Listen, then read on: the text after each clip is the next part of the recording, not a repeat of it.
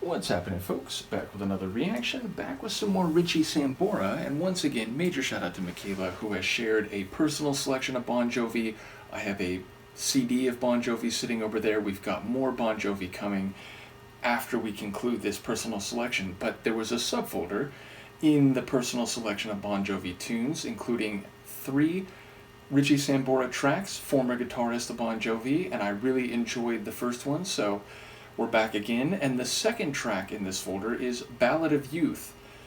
So a ballad, it gives you a sense for maybe the tempo, the weight of a song. Now, of course, there could be irony, but I would expect it to be more or less straight away in terms of a ballad-like rock track.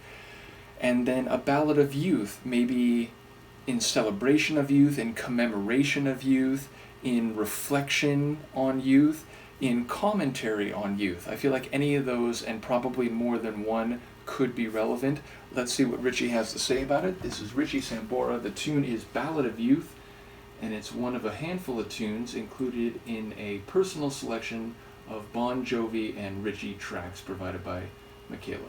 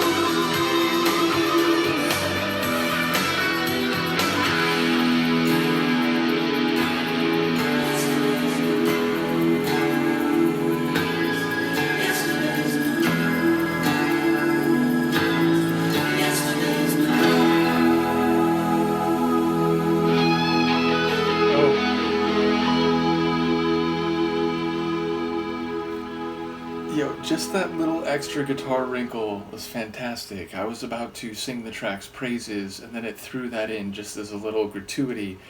But yes, crazy guitar work, crazy vocals. I mean, he really has a great voice. So I've been loving Bon Jovi's voice, or John Bon Jovi's voice, as we've gone through the main catalog, let's say. But after 2 tracks, Richie has a great voice too, it has to be said. And the guitar work is just fantastic as well. And yeah, it was less of a ballad in terms of the tempo and stylings than I expected. You know, maybe a couple moments, including at the end, where it strips down a bit and thus could maybe be seen as more ballad-like. But yes, I feel like it's more about the lyrics and the emotions. And of course, emotions are often a major aspect of ballads. And yeah, like at first I thought it was Yesterday's Blues, but as the track went along, and certainly by the end when we were getting those backing vocal articulations of that phrase, I think it was Yesterday's News, right?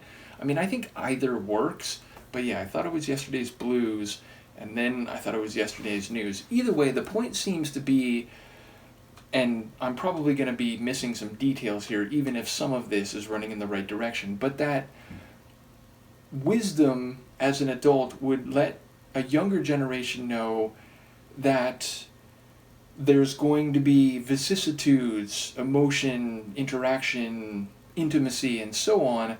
And if you get caught on that, if you keep looking back, you're not going to be able to move forward. You're not going to be able to grow and to learn from those situations. And so even though when you're young and you're having these situations of right and wrong and passion and experience, you are new to these things and you may not be able to get a sense of them, and so you might get caught thinking about them and wondering what if, and had I done this differently, maybe it could have played out differently.